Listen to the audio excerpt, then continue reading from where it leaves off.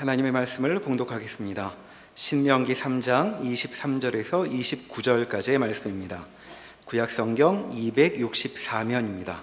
신명기 3장 23절에서 29절까지의 말씀입니다.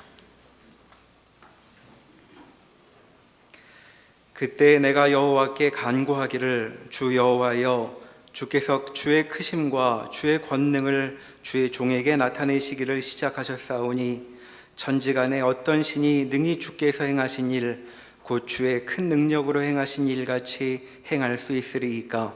구하옵나니 나를 건너가게 하사 요단 저쪽에 있는 아름다운 땅, 아름다운 산과 레바논을 보게 하옵소서 하되, 여호와께서 너희 때문에 내게 진노하사 내 말을 듣지 아니하시고 내게 이르시기를, 그만해도 족하니 이 일로 다시 내게 말하지 말라.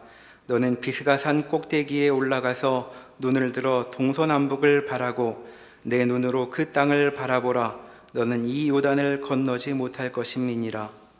너는 여호수아에게 명령하고 그를 담대하게 하며 그를 강하게 하라. 그는 이 백성을 거느리고 건너가서 내가 볼 땅을 그들이 기업으로 얻게 하리라 하셨느니라. 그때 우리가 벳부올 맞은편 골짜기에 거주하였느니라. 아멘. 오늘 본문을 보면 이미 가나안 땅에 들어가지 못한다는 말씀을 들었던 모세가 하나님께 가나안 땅에 들여보내달라는 요청을 다시 하고 있는 내용이 나옵니다. 그리고 이어지는 하나님의 말씀은 여전히 금하시면서 더 이상 이 일을 말하지 말라라고 하는 단호하고 강경한 입장을 보여주십니다. 모세가 가나안 땅에 들어가지 못하게 되는 결정적인 사건은 민수기 20장에 나오는 무리바에서의 사건입니다. 민수기 20장 2절에서 13절까지의 말씀을 보겠습니다.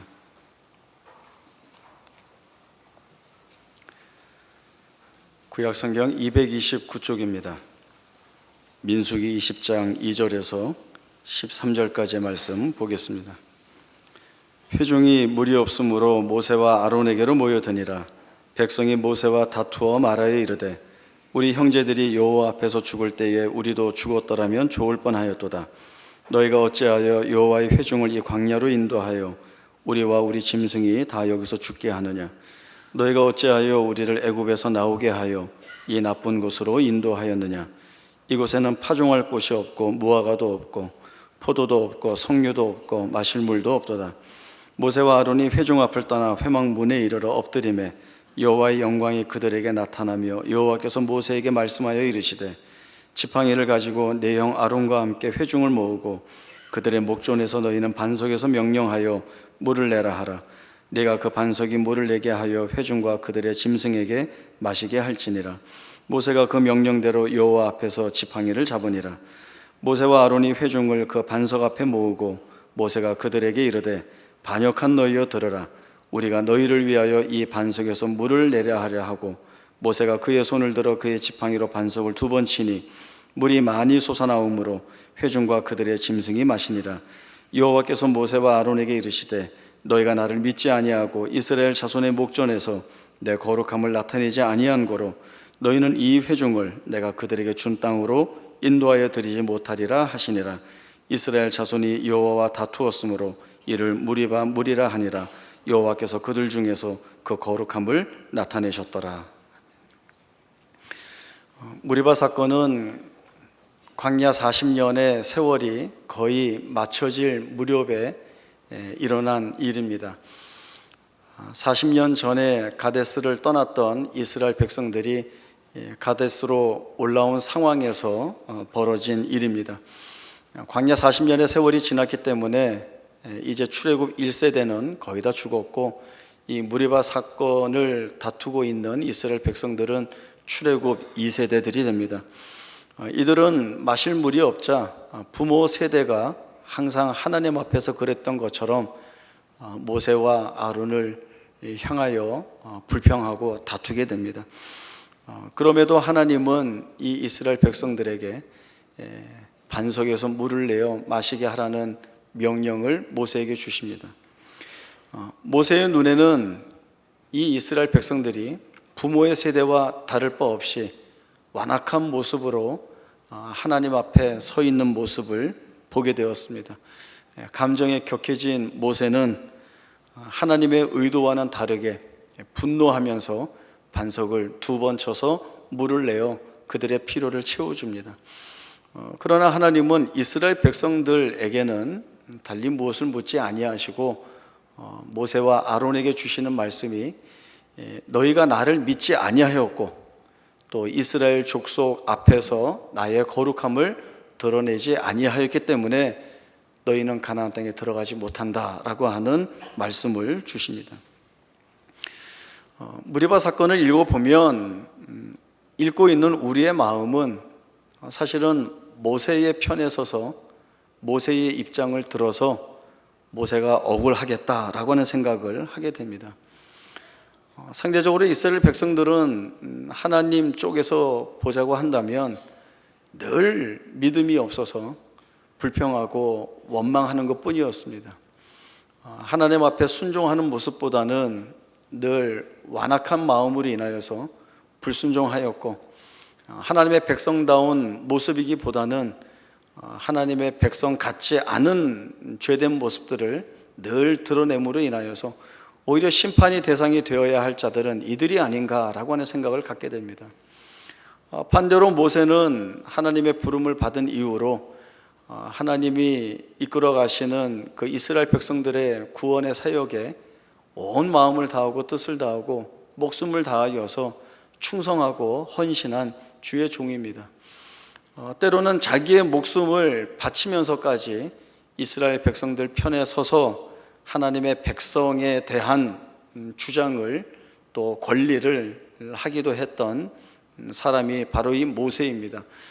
이렇게 계속 잘해오던 모세가 하나님의 거룩하심을 드러내지 못하는 이 단 한 번의 실수로 인하여서 그가 그토록 마음속으로 소망하고 바라보았던 하나님이 다스리시는 약속의 땅에 들어가지 못하는 그 금지의 말씀을 들은 것은 좀 과하다는 생각도 들고 이스라엘 백성에게는 잘 대해주시면서 주의 종 모세에게는 너무나 매몰차게 대하시는 이 하나님의 모습에 많이 불편함을 느끼게 됩니다.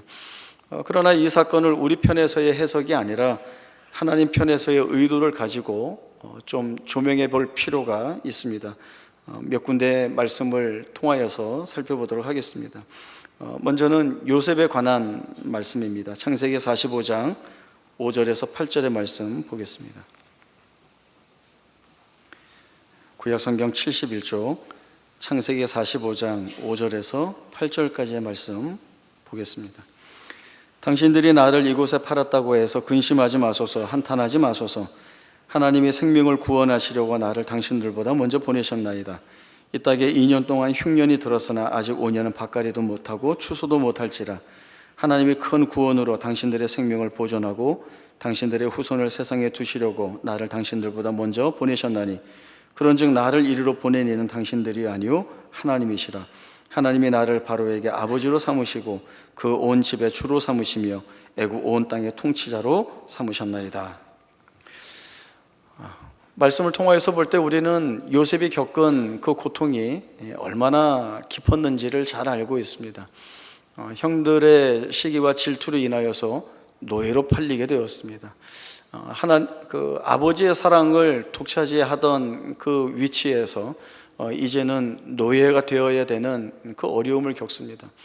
뿐만 아니라 억울한 모함을 받아서 오랫동안 감옥에 갇히기도 하죠. 이러한 일들은 요셉에게 육체적인 고통뿐만 아니라 아주 극심한 정신적인 고통까지도 주게 됩니다. 요셉은 자기 인생에서 답을 찾을 수 없는 것에 대한 괴로움과 답답함을 호소하고 있습니다. 도대체 내 인생이 왜 이렇게 얽혀야 하는지, 도대체 이런 인생 안에 어떤 의미와 이유가 있는가를 찾지 못해서 대단히 힘겨운 시간들을 많이 보내게 됩니다. 그 모든 시간과 과정들이 요셉에게는 대단한 고통이요 말로 다 할 수 없는 절망감을 주는 그러한 시간일 수밖에 없었습니다. 요셉은 오랜 시간이 흘러서 총리가 된 후에야 자신의 생애에 담겨진 그 의미를 알게 됩니다. 노예에서 총리가 됨으로써 어떤 성공 신화의 주인공이 되어서가 아니라 또 애굽이라고 하는 큰 나라의 총리가 되어서 부귀영화를 누리게 되어서 고진감래, 고생 끝에 낙이 온다, 이런 식의 이해가 아니라 하나님께서 하나님의 언약 안에서 자신이 택한 자들의 생명을 보존하시려고 그 일을 위해 하나님께서 요셉의 인생을 끌어다 쓰셨다, 내 인생이 그렇게 쓰임 받았다라고 하는 사실을 이 요셉이 확인하게 되는 것입니다.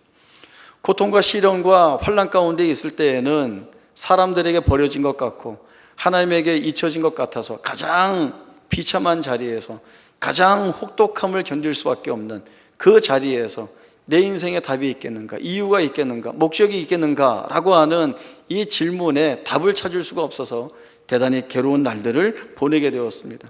그러나 하나님의 섭리를 이해하고는 자신의 그 고통스러운 생애조차도 이유가 있었다는 것, 잊혀지고 버려진 것 같은 그 인생에 하나님의 풍성하신 목적과 뜻이 담겨 있었다라고 하는 사실을 보게 되었습니다. 요셉이 고난 가운데서 몸부림칠 때에도 또 내 인생은 왜 이리 고난이 많은가 고민할 때, 그리고 난 하나님께 버림받았는가 라고 하는 그 절규 속에서도 하나님이 하나님의 일을 하고 계시다는 사실들을 이 요셉이 봄으로 인하여서 사실은 내가 살고 있는 이 인생이 하나님 앞에 얼마나 큰 영광인가 라고 하는 사실들을 깨닫게 됩니다. 또 한 명은 요나 선지자입니다. 요나는 하나님의 말씀을 백성들에게 증거하는 사명을 맡은 선지자로 부름을 받고 있습니다. 보통의 선지자들이 그렇듯이 하나님께 부름을 받으면 자기 조국인 이스라엘을 위하여서 하나님의 말씀을 전달하는 그 책임을 가지고 있습니다. 그러나 이 요나는 자기 조국보다는 이방 나라 아수르의 수도 니느웨에 보냄을 받고 있습니다. 물론 하나님이 이방 나라의 범죄에 대하여서 지적하시고 심판에 관한 경고의 말씀을 주시는 내용들이 있습니다. 그러나 요나처럼 이방 나라에 직접 가서 말씀을 전하라고 한 적은 없습니다. 그런 의미에서 볼 때 이방 나라로 가서 말씀을 전해라 라고 하는 이 특별한 사명을 받게 된 것은 요나 선지자가 처음입니다. 사실 요나서를 우리가 잘 읽어보면 요나는 자기 조국 이스라엘을 사랑하는 대단히 애국주의자이고 민족주의자인 것을 보게 됩니다. 요나의 마음속에는 니느웨가 회개하여서 용서받기보다는 자신들이 저질러 놓은 죄로 인하여서 하나님의 심판을 받아 멸망받는 것이 좋겠다는 생각을 갖습니다. 왜냐하면 이 니느웨가 망하게 되면 상대적으로 자기 조국 이스라엘이 큰 유익을 얻기 때문에 그렇습니다.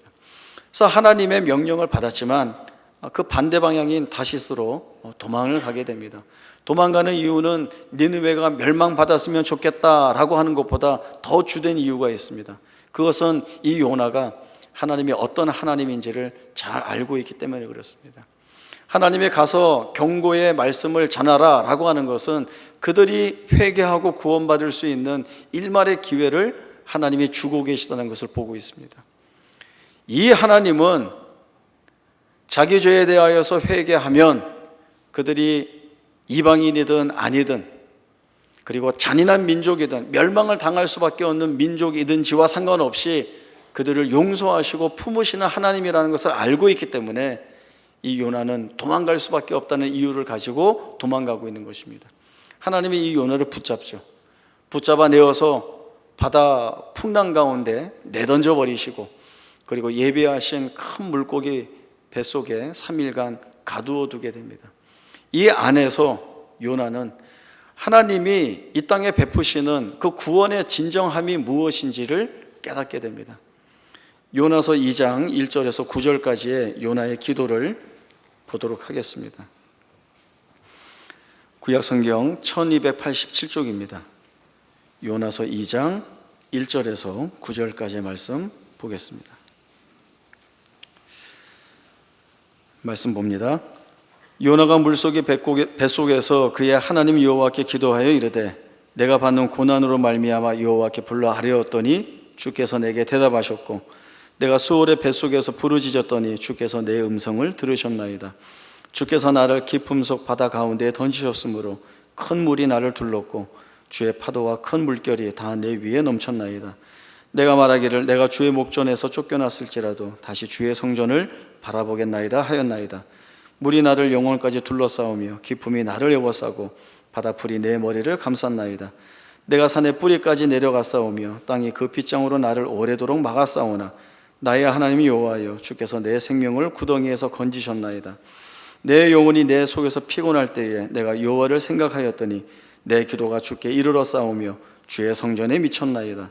거짓되고 헛된 것을 숭상하는 모든 자는 자기에게 베푸신 은혜를 버렸사오나 나는 감사하는 목소리로 주께 제사를 드리며 나의 소원을 주께 갚겠나이다. 구원은 여호와께 속하였나이다 하니라.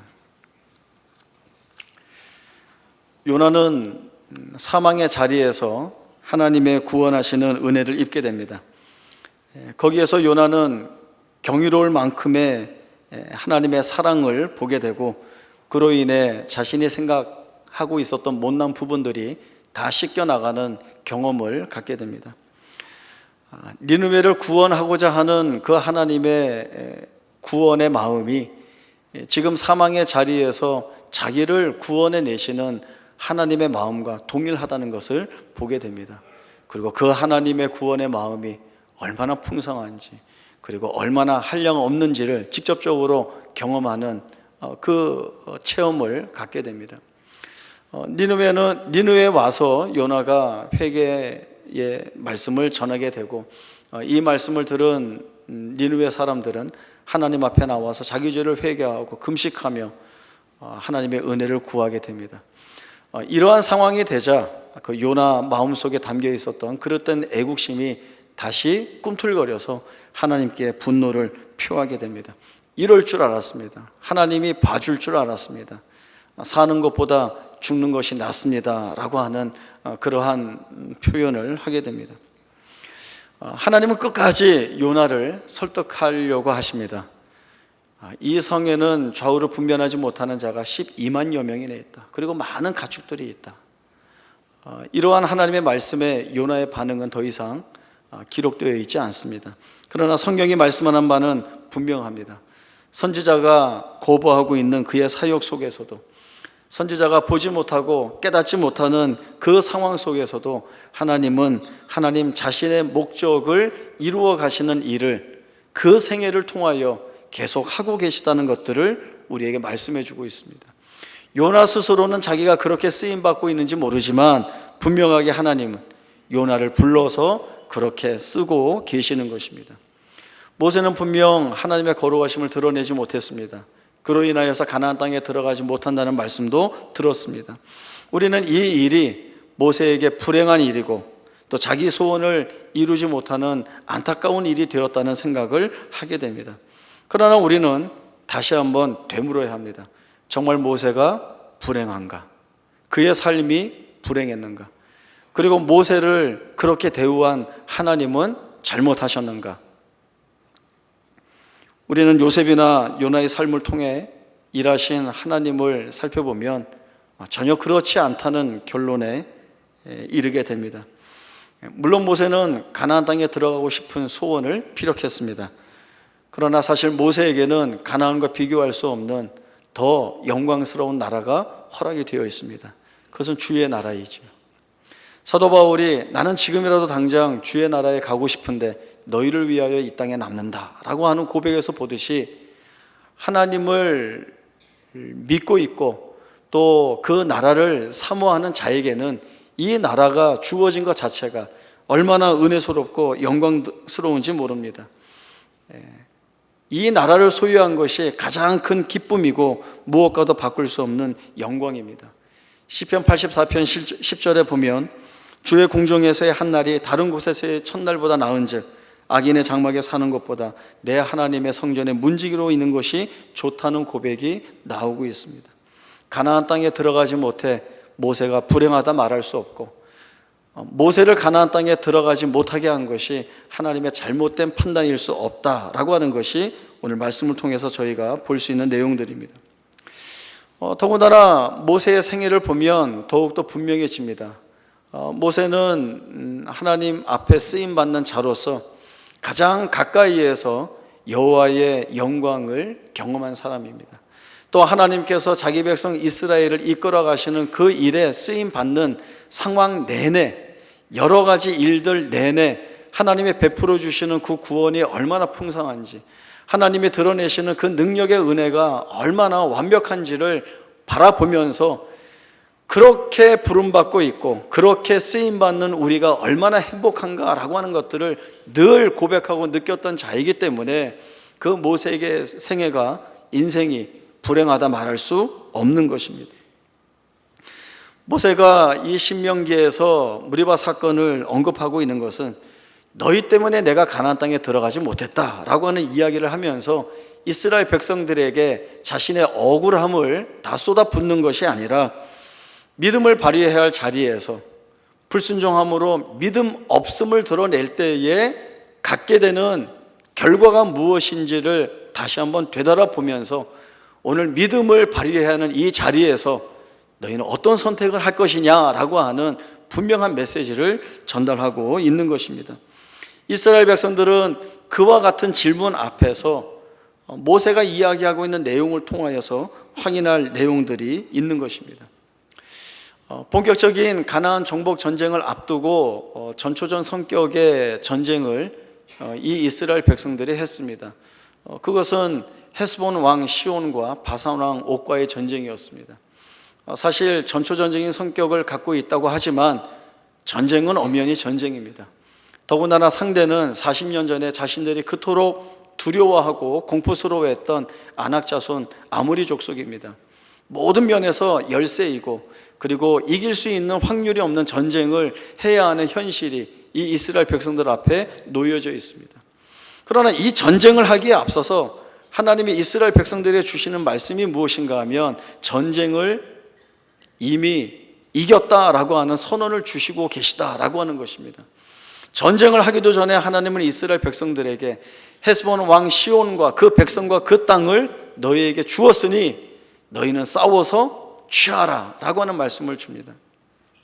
모든 불리한 조건 속에서 무엇 하나 자신 있게 붙들 수 없는 그 자리에서 하나님이 주시는 이 말씀을 이스라엘 백성들은 믿음으로 붙들 수밖에 없는 것 외에는 선택의 여지가 없는 자리에 서 있습니다.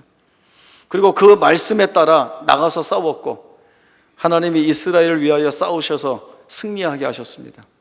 그리고 이 승리를 맛본 후에 하나님은 하나의 선언을 더 이어가십니다. 내가 지금 헤스본 왕 시온과 바산 왕 옥과의 전쟁에서 너희를 이기게 한 이 사실이 앞으로 너희가 가나안 땅에 들어가서 어떠한 이방 부족과 싸우더라도 너희가 승리할 것이라고 하는 증거가 될 것이다. 너희는 두려워하지 말라 라고 하는 말씀을 주십니다. 대단히 귀한 내용이 이스라엘 백성들에게 주어지고 있고 이 말씀을 통하여서 오늘 우리에게 주어지고 있습니다.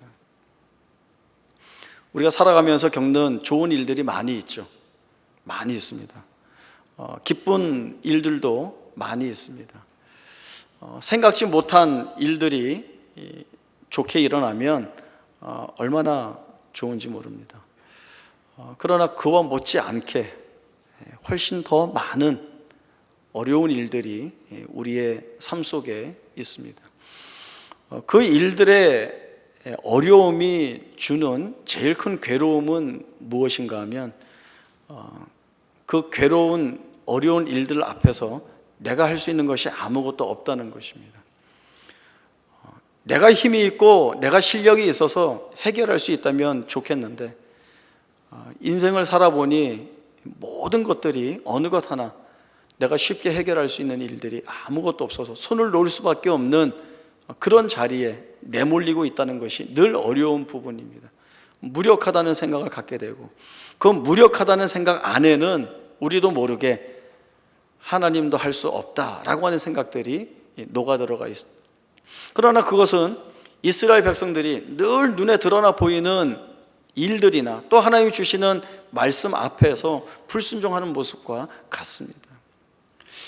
몇 번 말씀을 드렸지만 우리가 살아왔던 지난 날들을 회상해보는, 이게 신명기 같이 회상해보는 그러한 일들이 필요한데, 그러한 일들 안에서 우리가 보게 되는 것들을 우리의 지금의 시간과 또 앞으로 살아야 될 날들에 대한 어떤 표지판 같은 역할로 삼아야 할 것들이 많이 있습니다. 말씀드린 대로 내가 할 수 있는 것이 아무것도 없는 그러한 현실 속에 있었는데, 지나온 날들을 돌아보면 그러한 조건 속에서 우리가 넘어오고 또 풀리지 않을 것 같았던 일들이 해결이 되고, 하나님이 어떤 상황을 우리에게 주시고, 하나님이 어떤 사람을 붙여주시고, 또 함께 기도하게 함으로 인하여서 견디고 가게 하는 일들을 보게 하시는 것들이 많이 있습니다.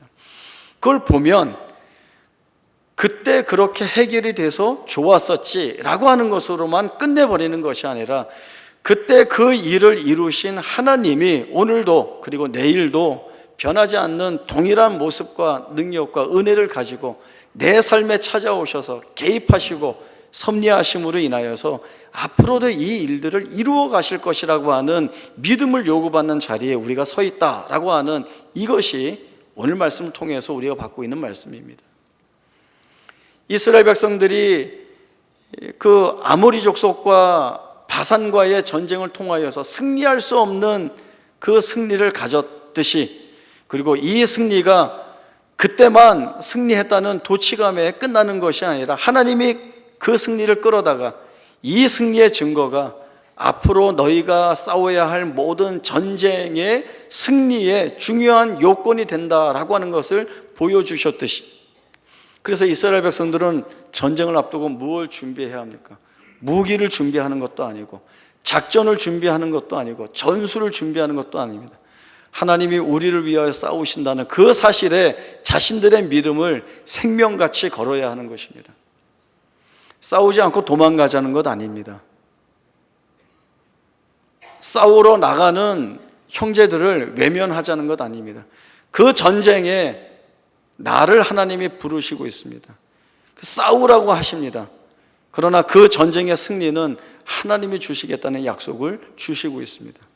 우리 문제, 우리가 풀어오지 않았습니다. 우리가 해결할 일들이 없었습니다. 그러나 여기까지 와 있는 걸 보니까 하나님의 은혜가 있었다는 것, 하나님의 개입이 있었다는 것, 내가 이 인생에 이런 고통이 있는데 여기에 무슨 선한 것이 있겠는가? 내가 풀고 해결할 수 없는 이 암울한 자리에 하나님이 무슨 선한 의도를 담아 놓으셨겠는가? 나조차도 외면하는 그 내 인생을 하나님은 사용하고 계시다라고 하는 것들이 오늘 우리에게 주어지는 약속입니다. 하나님이 이 약속을 통하여서 우리가 드러내야 할 것들이 무엇입니까? 과거에 하나님이 일하셨던 그 일하심이 오늘 나를 믿음 있는 자리로 이끄는 것이라고 한다면, 오늘의 믿음 있는 고백은 또 앞으로의 날들의 믿음의 고백을 드러낼 수 있는 시작이 되는 것입니다. 오늘이 중요합니다. 오늘 이 자리에서 우리는 무엇을 고백하겠습니까? 하나님에 대한 믿음의 고백이 우리 안에서 어떻게 드러나는 내용이 되어야 하겠습니까? 모든 인생은 어려운 길들을 쫓아 살아가고 있습니다. 시편 23편 다윗의 기도를 보면 이 부분이 있습니다. 사망의 음침한 골짜기로 다닐지라도 해를 두려워하지 않을 것은 주께서 나와 함께 하십니다 라고 하는 기도입니다. 우리가 이 부분을 보게 되면 집중하는 부분이 어디인가 하면 바로 이 부분입니다. 두려워하지 않아도 되는 것은 주께서 함께 하시기 때문이다. 물론 우리가 고백할 내용입니다. 그러나 이 다윗이 어느 길을 갔는가 보십시오. 자기 입으로 이야기하는 사망의 음침한 골짜기를 이 다윗이 걷고 있었다는 것입니다. 다윗은 하나님의 마음에 합한 자요, 늘 주의 은혜를 입는 자이고 하나님의 도우시는 손길 안에 있었던 자이고 더군다나 왕이었습니다. 그에게 부족한 것이 없었던 것 같습니다. 그렇다고 그가 평안한 길, 넉넉한 길, 안녕이 보장되어 있는 길, 전혀 고통과 시련이 없는 길을 다니지 않았습니다. 사망의 음침한 골짜기에 있었습니다. 그러나 그 길을 벗어날 수 있었고, 그 길에서의 해를 두려워하지 않을 수 있었던 것은 하나님이 자기와 함께 하셨다는 그 사실을 알기에 면면들이 이어지는 고통과 시련 속에서 주와 함께 하심을 붙들고 있었던 그 결과들이 만들어낸 기도라고 하는 것을 저희가 봐야 하는 것입니다.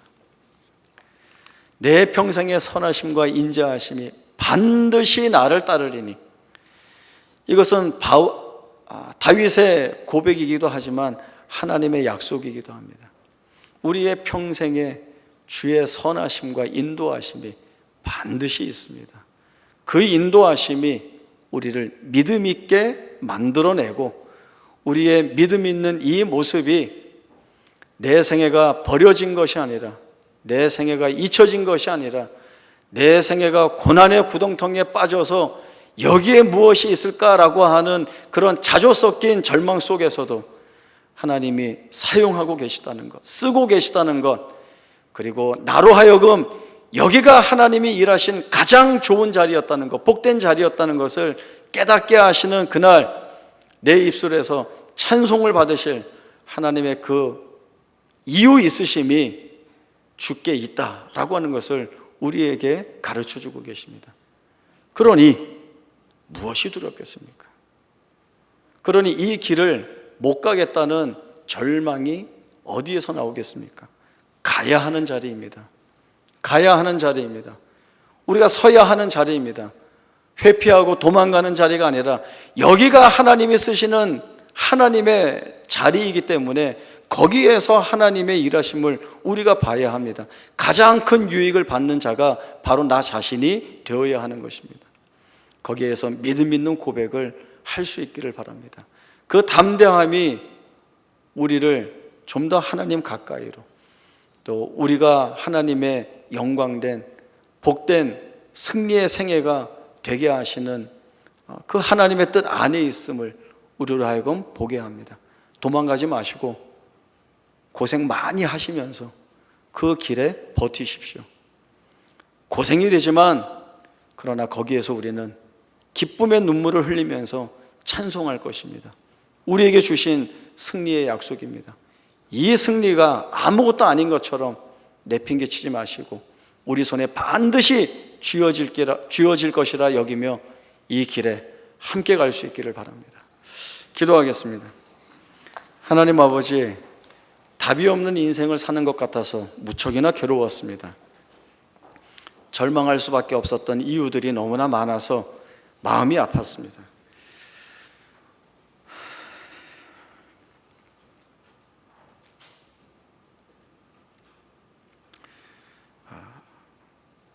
그러나 여기에서 하나님이 은혜를 주셨습니다. 이 인생을 사용하시는 하나님의 크신 손길들을 보았습니다. 이것이 우리가 감사할 것이고 이것이 오늘 우리가 견딜 이유가 됩니다. 이 감사한 이유를 놓치지 않고 보란듯이 열심히 그리고 성실히 살아내는 우리 모두가 되게 하여 주옵소서.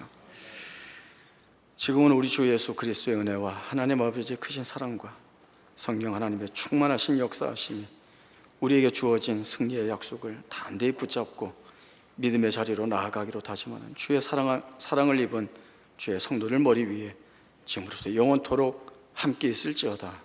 아멘.